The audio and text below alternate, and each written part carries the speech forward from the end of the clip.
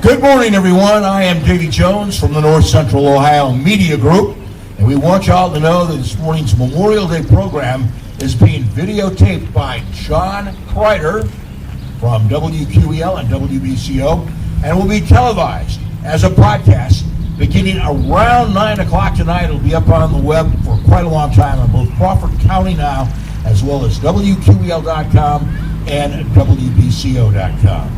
Our broadcast coverage is the service of your local VA Center in Marion. Martin Bernhardt at Mike's Roofing, phone 562-5752. Jim and Jeremy Letter at Jim Letter's Body Shop. The Kimmerline family at Bucyrus Road Materials since 1939. And Adam Weisner and Associates at Advanced Fiber Technology. Ladies and gentlemen, here is your Master of Ceremonies, Pastor Commander David Robertson.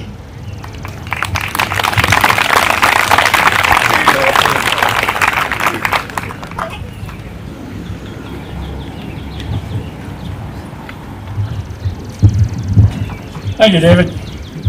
Good morning. My name, as you've heard, is David Robertson. On behalf of the Veterans Memorial Society, I would like to welcome all of you here today for our services. We are glad you came.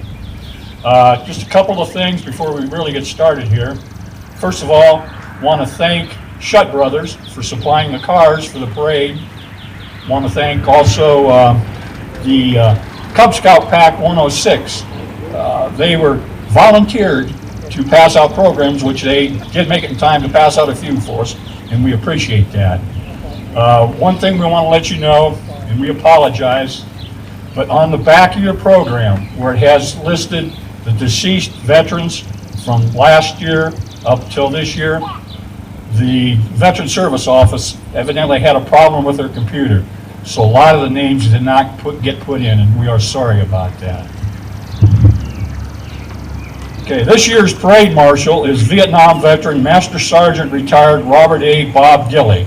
Bob joined the Air National Guard 179th Airlift Wing in Mansfield in 1968 and was discharged in 1974.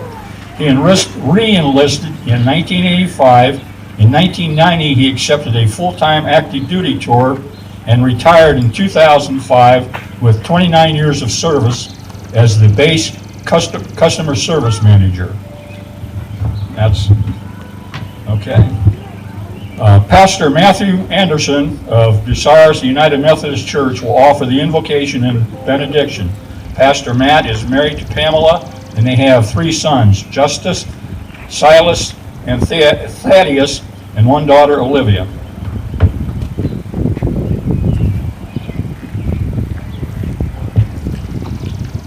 Would you bow your heads as we invite the presence of God here? Almighty God, before whom stand the living and the dead, we, your children, whose mortal life is but a hand's breadth, give thanks to you.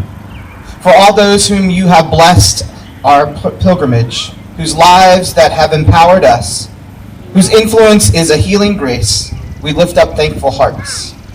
For the dear friends and family members whose faces we see no more, but whose love is forever with us, we lift up thankful hearts.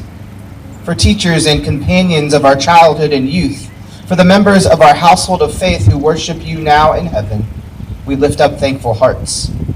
For those who sacrifice themselves, our brothers and sisters who have given their lives for the sake of others, we lift up thankful hearts. That we may hold them all in continual remembrance, and ever think of them as with you in the city whose gates are not shut by day and where there is no night, we lift up thankful hearts. That many now be dedicated to working for a world where labor is rewarded, fear dispelled, and the nations made one. O Lord, save your people and bless your heritage. Day by day we magnify you and worship your name forever and ever. Amen.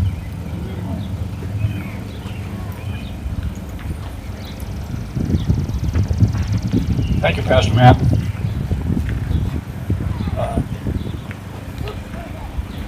Looking around here, I failed to have Bob Gilley stand up and wave.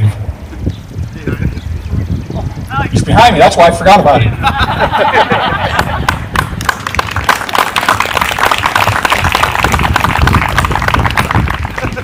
The Bucyrus High School Band will now play, under the direction of Brent Carpenter, will now play the national anthem.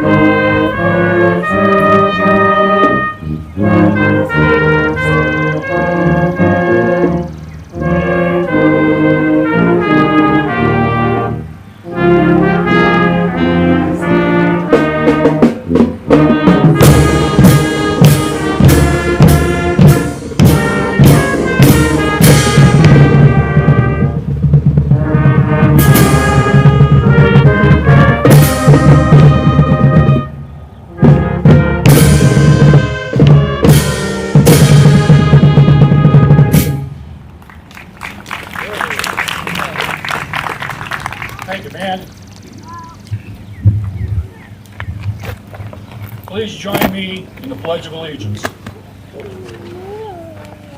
I pledge allegiance to the flag of the United States of America and to the republic for which it stands, one nation, under God, indivisible, with liberty and justice for all.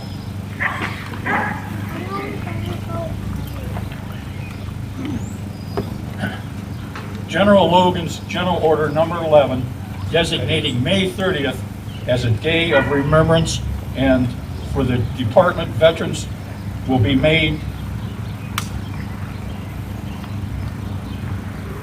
General Logan's General Order Number 11, designating May 30th as a day of remembrance for our departed veterans will be read by Bucyrus graduate Bryce Phillips.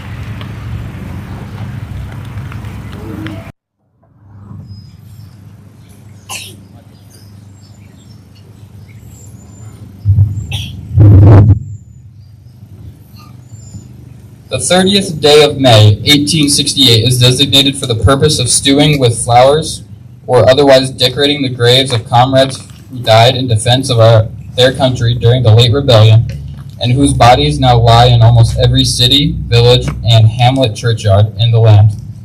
In this observance, no form or ceremony is prescribed, but post and comrades will, in their own way, arrange such fitting services and testimonials of respect as circumstances may permit.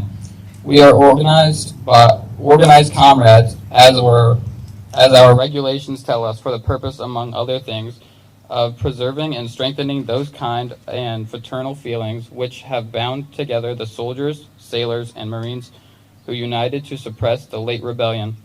What can aid more to assure that this result than by cherishing tenderly the memory of our heroic dead, who made their breasts a barricade between our country and its foe, their soldiers' lives wear the reveille of freedom to race in chains, and their death a tattoo of rebellious tyranny in his arms.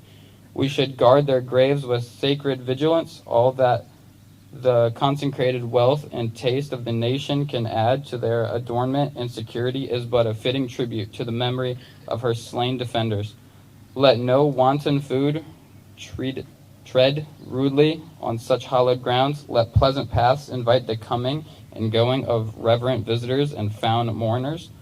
Let no vandalism of avarice or neglect, no ravage of time testify to the present or the coming generations that we have forgotten as a people the cost of free and undivided republic.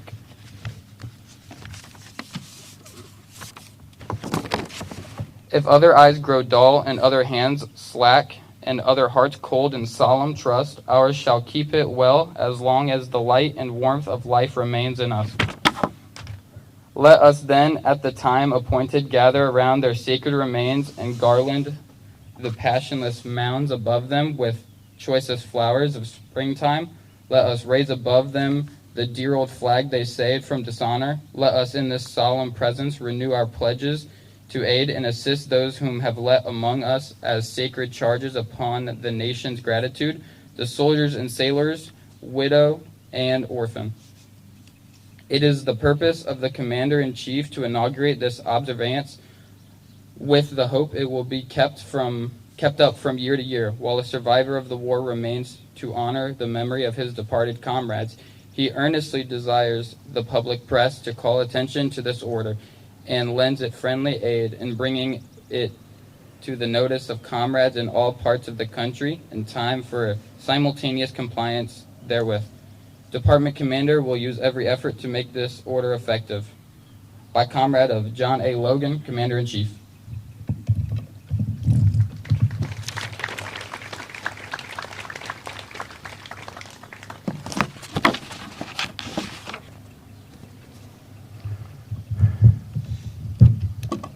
Thank you, Bryce.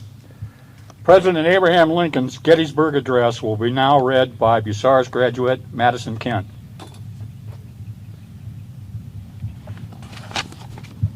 On November 19, 1863, President Abraham Lincoln dedicated a national cemetery on the battlefield of Gettysburg where over 7,000 men had died.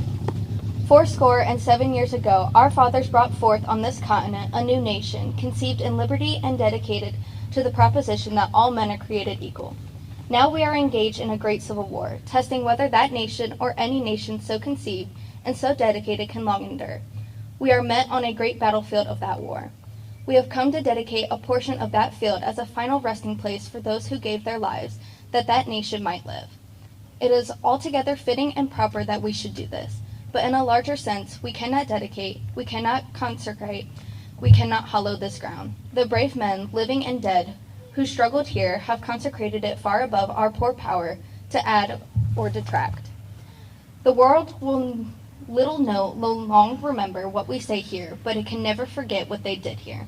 It is for us, the living, rather to be dedicated here to the unfinished business which they who fought here have thus far nobly advanced.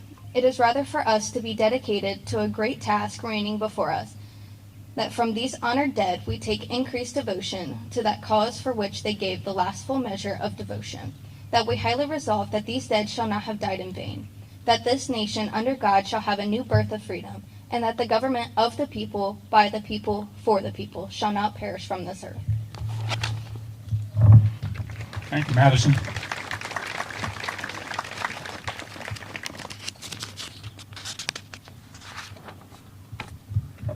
Today's speaker is Lieutenant Colonel Mark Halferty, United States Marine Corps, retired.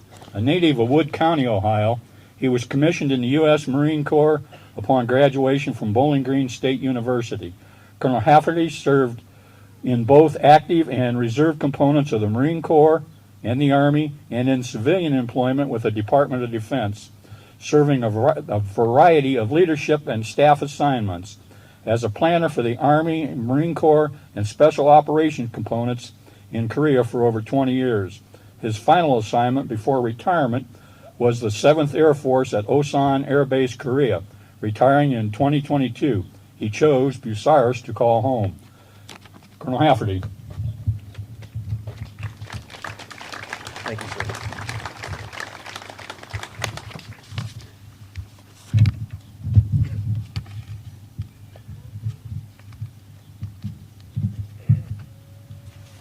Can you hear me?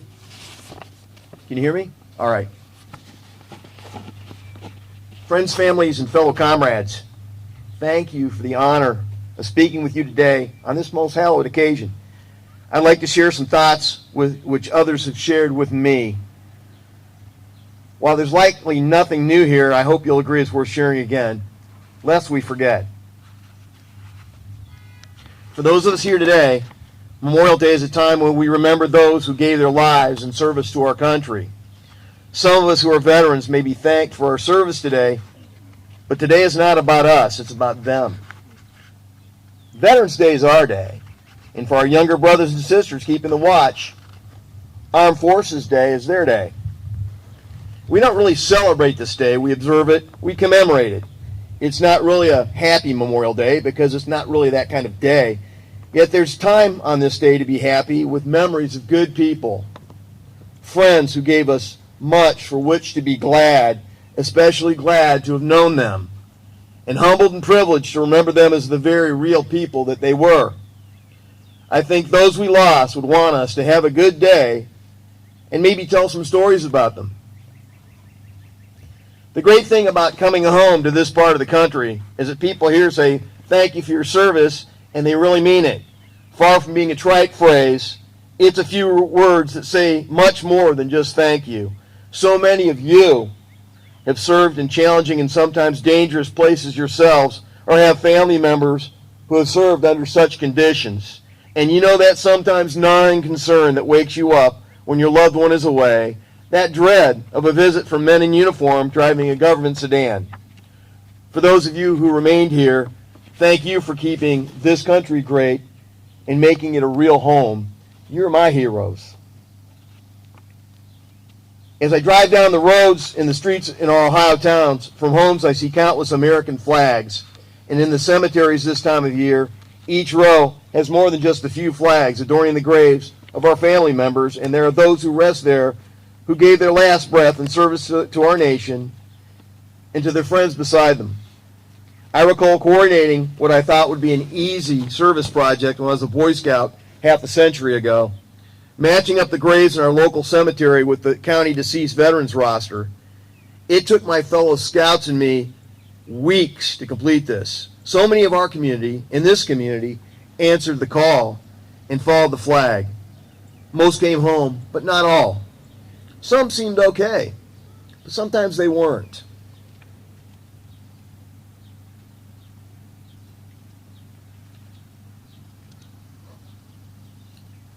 Some bore wounds on their bodies. Some bore wounds on their souls. I grew up in northwest Ohio in Wood County. When I was a boy, it was a special day then, too. So many of us would go to our local cemetery. There would always be some kind of service, and usually a parade with a band and a color guard. Our generation had many parents and family members who had served in the Second World War, the Korean War, and Vietnam. Our American Legion color guard had men in the uniforms they wore when they were younger and when they had heeded the call of their country.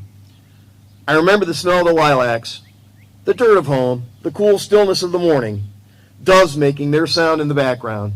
It's the same now, even though I've not been there for many years, and it will be so after I'm one of those names among the field of others whose time has come. It occurred to me much later that our parents and neighbors were here because many of them had friends or family members who had given their lives in service to our country.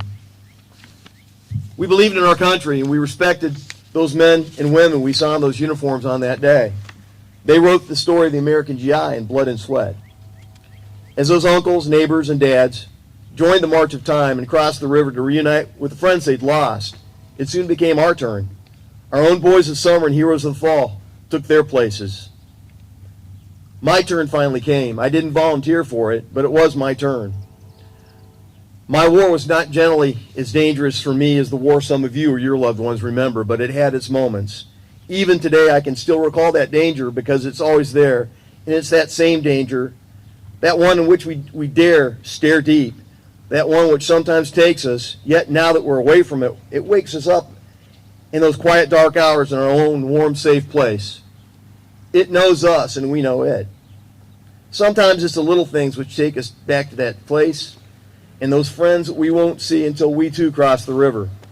There are some smells, sounds, noises, even music that can make us stop or jump or just remember.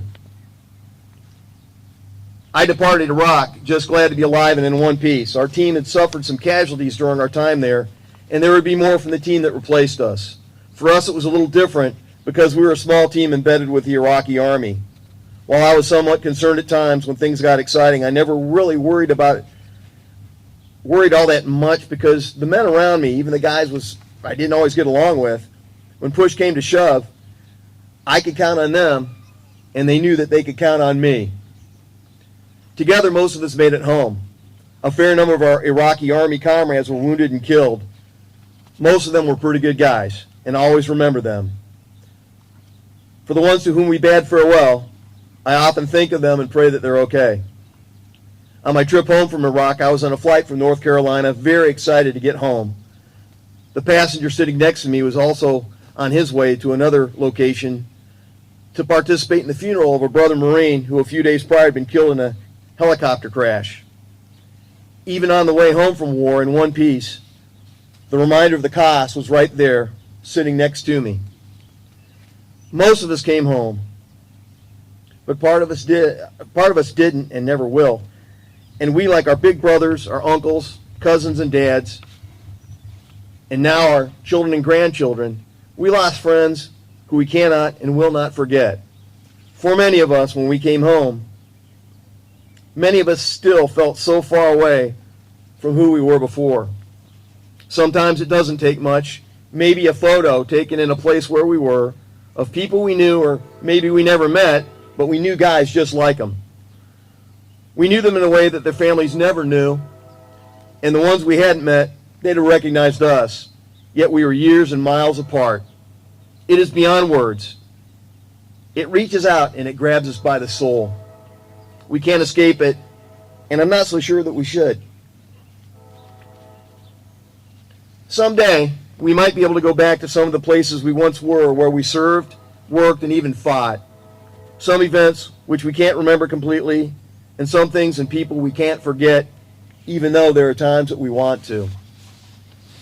Like home, if we can return to these places, they may be hard to see now after so much time, like our missing friends, the places we remember it. It's now distant, blurred, a faded Kodachrome photo. A good many times it isn't there, but maybe a foundation, overgrown, cracked, mute evidence, and relics of something and someone who was there years and decades before. The patrols and convoys sweated through, the ambush and recon patrols sent out, the locals we knew, some sorely missed, likely now long dead or very old. The oil stains left on the concrete left from what was once a motor pool, the heat tabs burned into the ground near what is left of the pockmarked bunkers, the ration cans long rusted into dust. A few of us go there sometimes, if only in our minds, our dreams, or by way of some memento we still have with us, which was there with us, a younger, leaner, fearless version of who we are now. Many of us still carry a few things we had then because they were with us and really part of us. Most of all, we will never forget those who will always and ever be young. Not everyone who serves is a hero, and some we lost weren't doing anything particularly heroic when their lives were taken, but they were there and they gave their lives, and there isn't much more a person can give. They answered the call and they paid the price. Others did indeed commit selfless acts of heroism, not even considering they'd seen their last sunrise or sunset. In February 1945, Harry Martin led his platoon of Marines ashore during the first day of the invasion of Iwo Jima, the bloodiest single fight in Marine Corps history, in which 3 of 4 Marines who landed there would be killed or wounded. Roughly 5 weeks later, in the early morning, as the major fighting on the island neared an end, several hundred Japanese attacked his unit. Lieutenant Martin instantly organized his men, blocked the headlong rush of the enemy. Defying intense hostile fire, Harry Martin rescued several of his Marines who were trapped and surrounded by the Japanese. Repelling the enemy who attempted to stop him, he located his men and directed them to their own lines. When 4 of the infiltrating enemy attacked his unit again, Lieutenant Martin, alone and armed only with a pistol, boldly charged a hostile position and defeated them.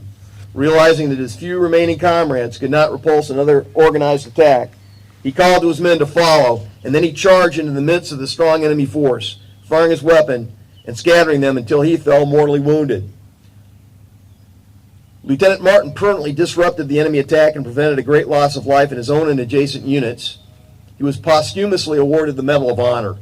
Harry Martin rests here at Oakwood Cemetery, not too far from where we're standing, with a vial of the black volcanic sand of Iwo Jima in a vial in his memorial. Now, not all of us share the same opinions of why we went, where we went, when our turn came. For today, we must put that aside and just remember those who didn't make it back. The author William Manchester, who fought on Okinawa in 1945, remarked in his book, Goodbye Darkness, that those men on the line were my family, my home. They were closer to me than I can say, closer than any friends had been or ever would be. They had never let me down, and I couldn't do it to them. I had to be with them rather than let them die and let me live with the knowledge that I might have saved them. Men I now knew do not fight for flag or country, for the Marine Corps or glory or any other abstraction. They fight for one another. Any man in combat who lacks comrades who will die for him or for whom he is willing to die is not a man at all. He is truly damned. For the families of those who didn't return, the heartache never really goes away. The lives taken from you reverberate across generations. Children, parents, siblings, spouses. There are no real words to express such loss and sadness. Those of us here today want you to know that we're here for you as best we can. We remember, mourn, and honor your loved ones. We knew them. And in remembering, we celebrate their lives and are thankful that they did live and walk with us. For some of us, every day is Memorial Day. Now I'm here in Bucyrus. It feels like that first morning home every day. This is real family. This is real community. This is what it's all about. For those of us who made it back and can be here, the beer is just a little colder. The kisses from our sweethearts are warmer. The air is sweeter, and the breeze is cooler, because we're here to enjoy it and appreciate it on a level which before we had no real idea. While we appreciate all of this, we remember those whose presence is sorely missed, cannot be replaced, and who will never be forgotten. In closing is something I found written by an Army aviator who penned it shortly before he went missing in the spring of 1970 in Cambodia. His remains were identified in 2001, and he rests with his crew and their passengers in Section 60 of Arlington National Cemetery. If you are able, save them a place inside of you and save one backward glance when you're leaving for the places they can no longer go. Be not ashamed to say that you love them, though you may or may not have always. Take what they have left and what they have taught you with their dying, and keep it with your own. And in that time, when men decide and feel safe to call the war insane, take one moment to embrace those gentle heroes you left behind. Major Michael Davis O'Donnell, 1970. Lest we forget.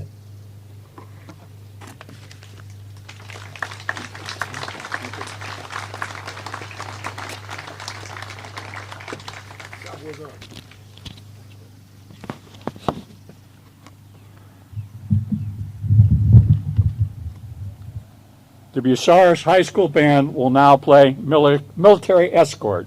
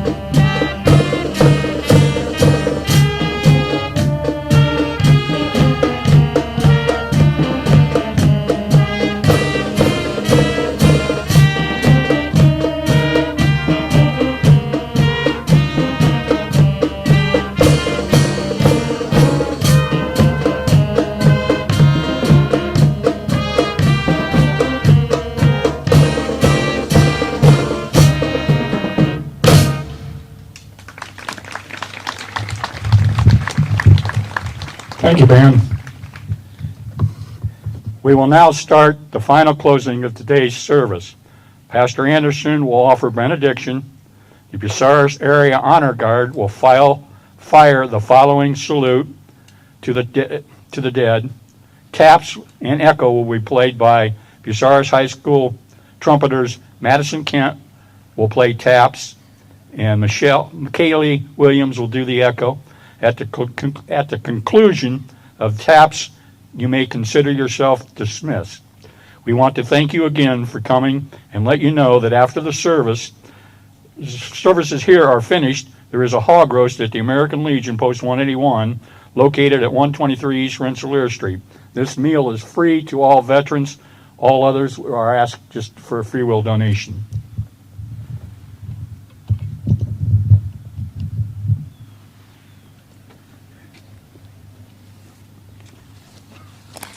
Hear this benediction.